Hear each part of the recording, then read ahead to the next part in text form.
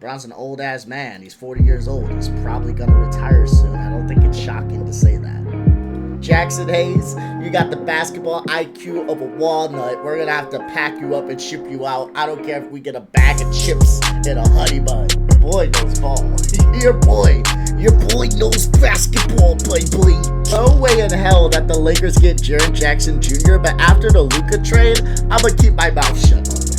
The other team, this would not be a realistic. If you know me, you know who I am. If you don't, my name is Trey Fab. I'm a React content creator that likes to react to different things, whether it be drama, TikTok, YouTube nonsense, or basketball, modern NBA, and different basketball content in general. So if you like basketball insight, I'm the guy for you. And if you like brain rot, I'm the guy for you. So with that being said, today we're going to be reacting to Mike Korzemba. The NBA's worst case scenario just happened. So let's see what our boy is talking about.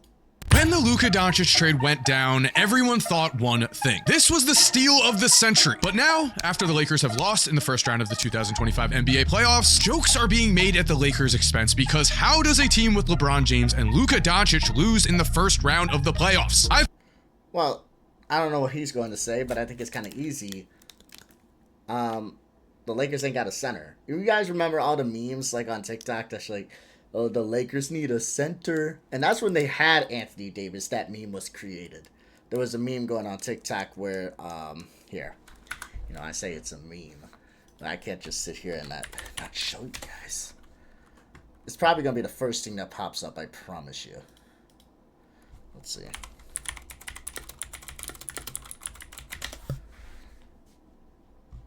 Here we go. Trying to set a trend. He's a pretender. You should be playing at Staples Center. And keep in mind, like I said, this is before. This meme was before the Luka trade even happened. So I think, yes, the lack of interior defense was a huge component to the Lakers just not being able to get over the hump. Rudy Gobert dropping a 2020 double-double like it's nothing, like he's prime Shaq. It's just something that I don't see happening as we go on to the playoffs and he faces more complete teams, especially if they end up facing the Rockets. I don't see that happening again, okay? And not only that, I truly feel like Austin Reeves, for whatever reason, completely shit the bed. No one's saying that you have to, you know, be the best, most amazing player on the court when the playoffs come. We understand that possessions are going to slow down. We understand that the score is going to go down. But goddamn, bro, you have to at least get close to your season numbers or shoot efficiently from the field, both of which Austin Reeves was not doing. And then we can get to the role players and whatever. But I think Luka being a defensive liability was not good, but we knew he was a traffic cone, so I'm not going to rip into Luka too much about that. Should be fixed. I'm not going to rip into him too much about that. And then as far as LeBron James, I think he had a good series overall. He was first and second in most categories. Whatever category he wasn't first in, he was second when it comes to statistical categories for the team. So it is what it is. It's just the Timberwolves played better. The Timberwolves actually had a center. And they went out there and got the job done while the Lakers kind of shit the bed. And the adjustments that JJ was doing as far as like blitzing Anthony Edwards and getting the team to beat you, that works if you got interior defense. You got no interior defense, there's no point. Because they get multiple shot opportunities. 47 threes from this team. And they still won. I could rant all day. Let's see what Mike has to say. But that's just my little 2-minute rant. Let's go. I thought the saying was Lakers in 5, not Lakers will be home in 5. In this video though, I want us to slow down a bit and be as realistic as possible. Because just like everything in life, this isn't a black and white situation. There are shades of gray. Yes, the Lakers losing was incredibly disappointing. Yes, this is the worst case scenario for the NBA because we know that the Lakers bring in views. And yes, we have seen tons of overreactions with the Lakers are done narratives as somewhere Nico Harrison is probably throwing the biggest party of his lifetime. But again, we're going to be as fair as possible here to figure out what went wrong with this Lakers team, what their future holds, can they still win a championship in the next season or two with LeBron and Luka, and also we're going to talk about Anthony Edwards and the Timberwolves and why they deserve all of the credit in the world here. So what's up, Mike here, and is LeBron James really considering retirement after this series? We're about to watch that clip, but before that, if you do enjoy this video, if you are liking this content, it would be awesome if you could subscribe and turn on post notifications, only if you do like the video though. And now, is LeBron hinting at retirement? How many more years will we see you play? I don't know. I don't have the answer to that. And just have a conversation with myself on how long I want to continue to play. I don't know the answer to that right now, to be honest. So, we'll see. No one knows what's going on. Okay, that's fair. But I don't think he's saying he's going to, retire tomorrow. I think this is just him saying, hey, I'm going to retire soon, which is absolutely fair because LeBron is 40. He's probably going to retire after next season. I would not be shocked. I wouldn't be shocked if he opted into his contract only because he's going to retire. Now, I know the speculation is he's going to opt in so he can be a actual free agent the following season, but I don't think that's true. I think he's going to opt into his contract. And if he does opt out, it's simply just to fix the money up. That's it. I think he's done after this season. That's why I keep telling you guys, if you can see Bron play, if you can do it, I don't care if it's a Utah game, a Milwaukee game, Chicago game for me. I don't care what it is. Try. The NBA is not going to be fucking, they're not going to be generous to you. Keep that in mind. They're going to be very, very, very greedy with those tickets. It doesn't matter where they are, especially if they're in crypto arena. Good luck, guys. But try. On in LeBron's head, except for LeBron, but I think the media is overreacting. I also think LeBron is probably overreacting a bit in his own head because this loss was shell-shocking. When you think you're... I don't think it's an overreaction. I just think LeBron's old. LeBron's an old-ass man. He's 40 years old. He's probably going to retire soon. I don't think it's shocking to say that. Going to be a championship contender and instead are bounced in the first round. I'm not an NBA superstar, but I'm sure the thoughts get dark. We should also keep in mind, LeBron plays mind games sometimes. So maybe he's playing a La 4D chess and saying to the team, build me a legitimate title contender or I am threatening to retire right now, regardless of anything. Can we not put that thought into scap attacks, uncut hoops? Can we not put that thought into their minds? Can we not do that, please? Yeah, build me a title contender right now or I'm retiring. Can we not do that? I think what he said was not crazy. I think him saying, I don't know how long I'm going to play for when he's 40 is a honest statement. I don't think we need to go to conspiracy land. And again, I'm not attacking Mike. I just don't even want the thought out there, okay? Because trust me, Scap, Uncut Hoops, they're ready to use that. LeBron is secretly pretending he's going to retire so he can force the Lakers to build him a super team. I can see those headlines from these moronic people. Please don't do that.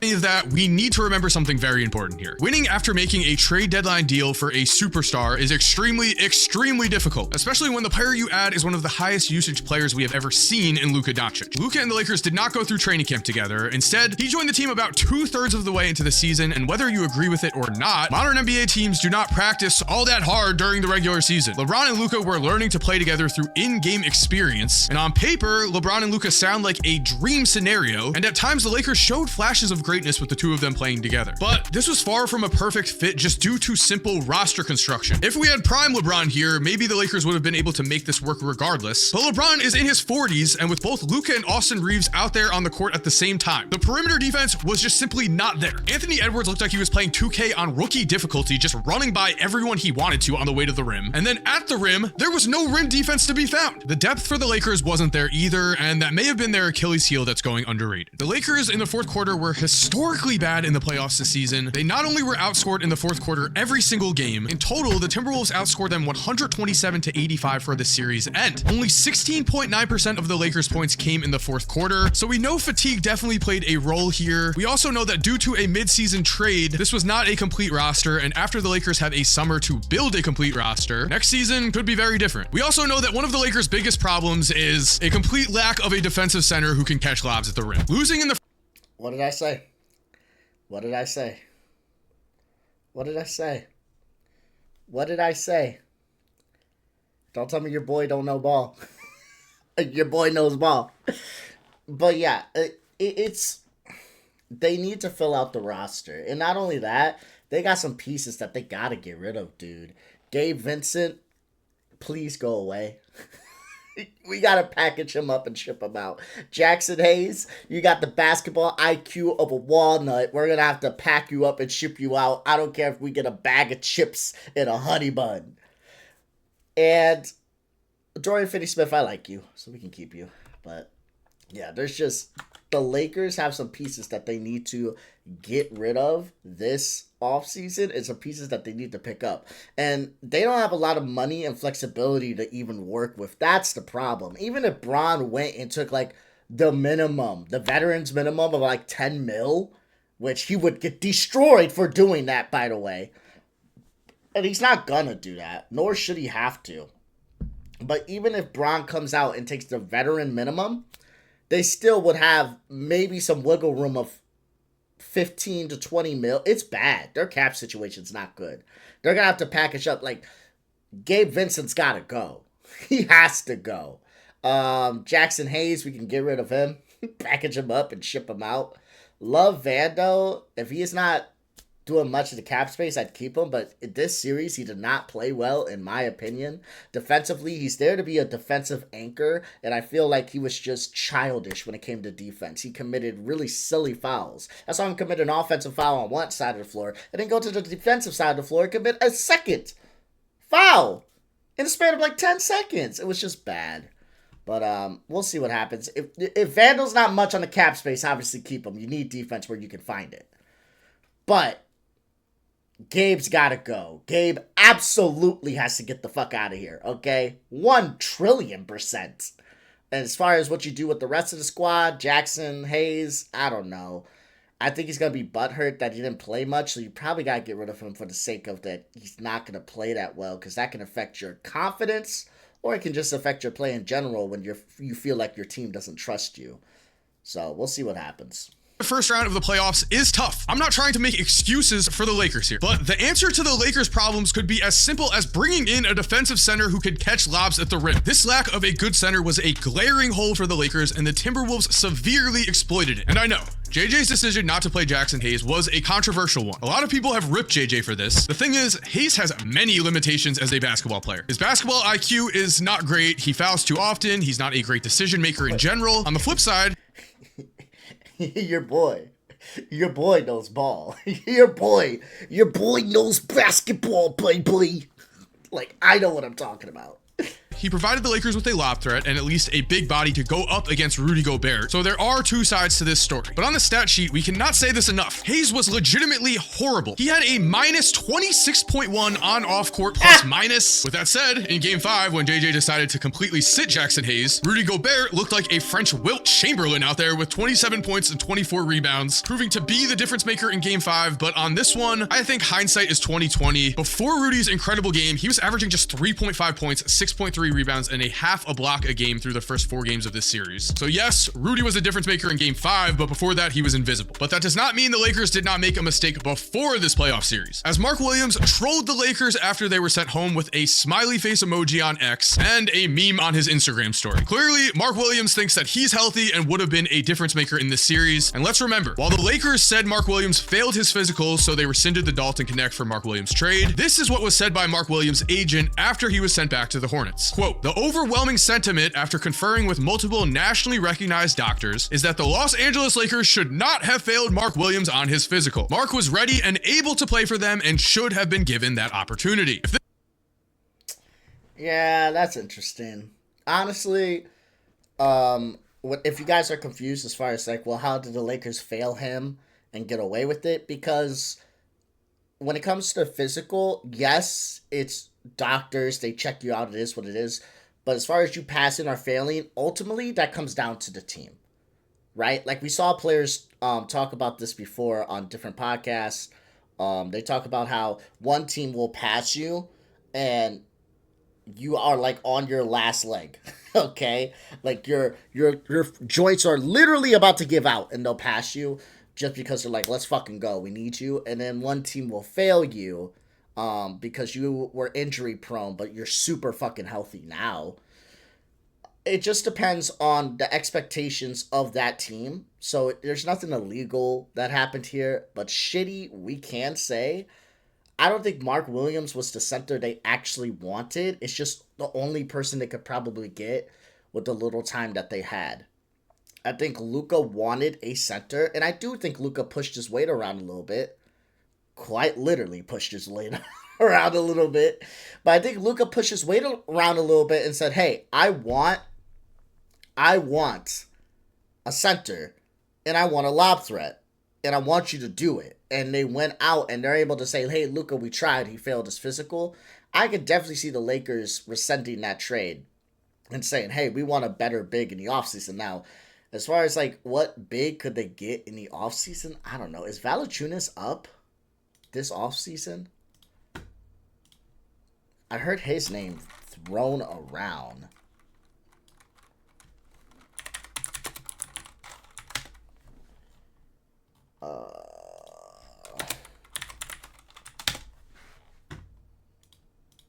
Let's see. Because I heard his name thrown around. Is this the last year of his cap? Hit? No. No, he's stuck on Sacramento, right? Yeah, he's there. He'll be a free agent in 27-28. I don't know why I heard Valanciunas' name thrown around. Maybe through a trade. I'm unsure how they would even trade to get him. But yeah, that's my theory, is that the Lakers want a better center. They don't really want to build around Mark Williams. But do you guys think I agree with that? No. I think any center would have done just fine. He's young. He can get better. And I don't think the Lakers let Rudy Gobert go for 20 and 20. Do I think Mark Williams has a hard time maybe against a Jokic? Sure. Do I think he even has a hard time maybe against Şengün? Sure. But do I think he's able to hold his ground against a Rudy fucking Gobert? Yeah, and get past the first round at least, and then we can see what happens throughout the playoffs? Yeah.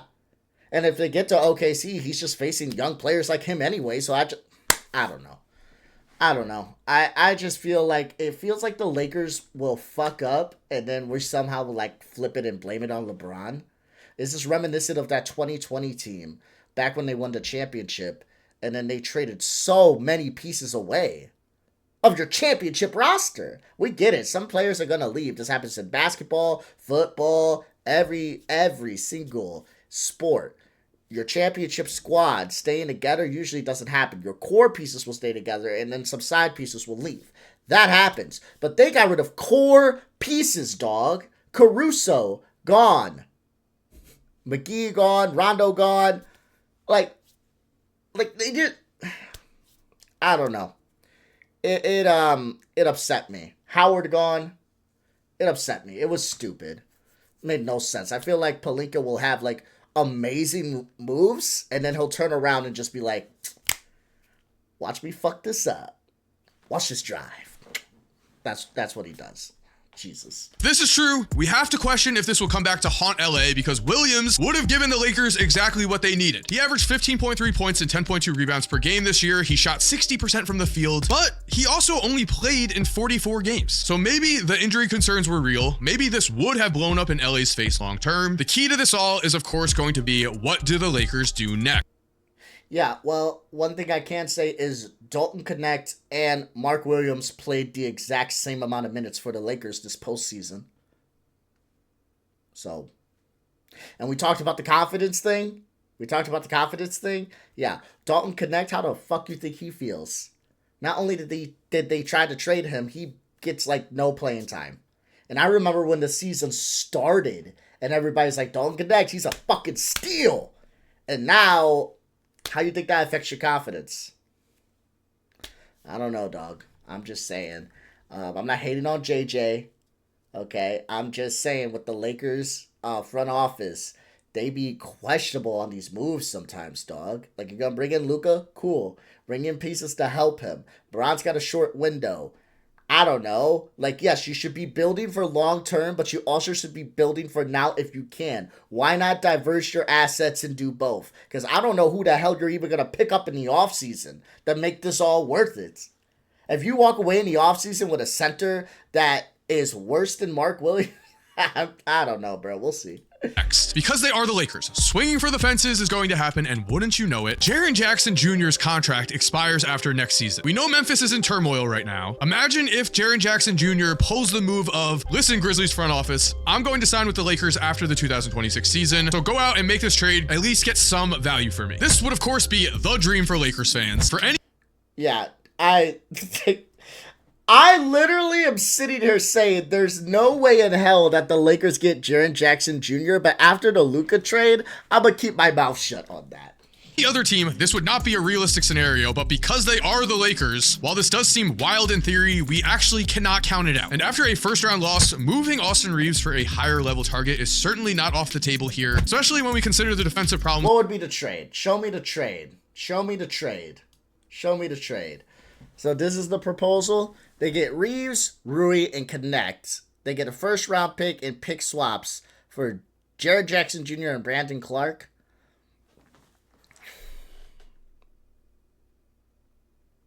I like Rui a lot, though.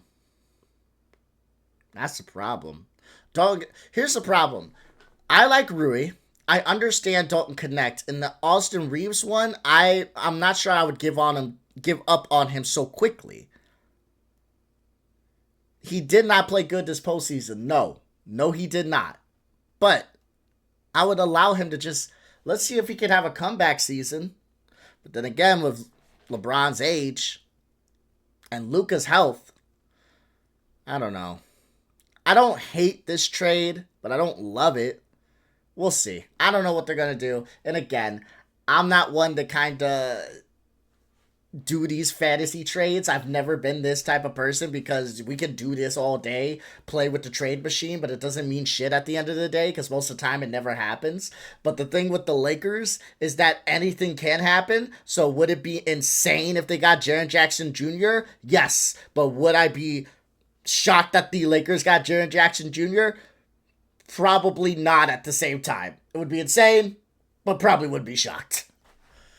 Off the table here, especially when we consider the defensive problems that Reeves and Luka had in the playoffs when playing together. Now, as for the Anthony Edwards part of this video, last season Ant got all of the hype as it was said that he could be the face of the NBA, that he might even be Michael Jordan's son. Then that was quieted for a bit after Luka and the Mavericks took down Anthony Edwards and the Timberwolves in the Western Conference Finals. But yet again, Anthony Edwards is in the spotlight, and here is a real question. While the Lakers losing in the first round does feel like the worst case scenario for the NBA, maybe the league finds a silver lining in Ant taking the leap. Now, what's the next step?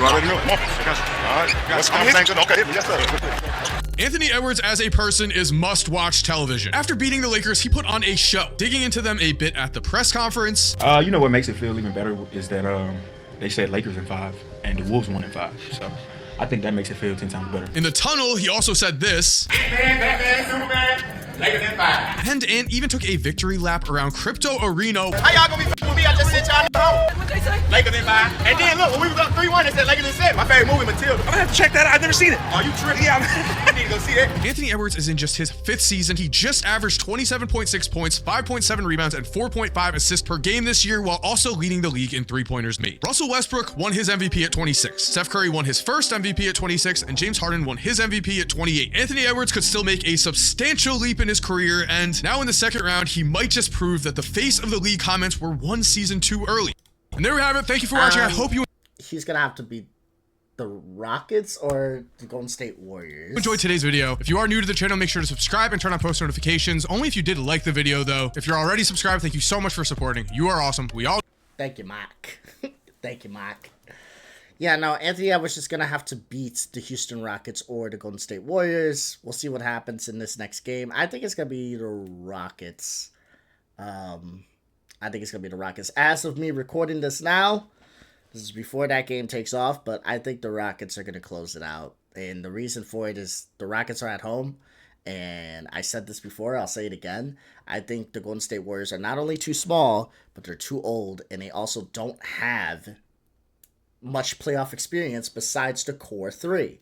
And I think that does matter. So we'll see what happens, especially when you got Kuminga on the bench. So we're going to see what happens. We're going to see what happens. And if Ant-Man's ever able to get over the Rockets, and he's like a huge contributor to why they did, then I'm going to be impressed by Anthony Edwards. I think he has a chance. They make it to the finals, the conference finals against OKC. But I said this before, and I'll say it again. This is kind of funny because like a couple years back, it was like whoever came out the West was winning the championship because that's how bad it was, right? That's how like the East was great, but like it was insane. It's like whoever came out the West, they're winning the championship. And Denver came out the West, and Miami came out the East. And we're like, yep, Denver's winning the championship. Because when Miami came, they're like, yeah, Denver's winning the championship. But keep in mind, the East was still great, and people had Boston, and people had other teams. But when Miami won, they're like, yeah, whoever comes out the West. We're not even there yet where it's like, oh, this Eastern Conference team won. Because I can see people saying that about, like, the Cavs, right? We're not even there yet. This Eastern Conference team won. So whatever team comes out the West is going to beat this Eastern Conference team. It's like, no. Boston's going to win it. It's just point blank period. Boston's winning the championship. I've seen the script. I've read it back and forth. I tried to scribble in the Lakers. They wouldn't let me, as you can see. But Boston's winning the championship. And whoever comes out the West will make it fun depending on what team it is. It's Boston. Boston's going to win. So if you're a Boston fan, it's Boston. But this was a good video. If you guys got anything you want me to react to, please let me know. Like, comment, and subscribe. Until next time, I love you guys. Please be safe, be smart, be healthy, and I will talk to you soon. Deuces.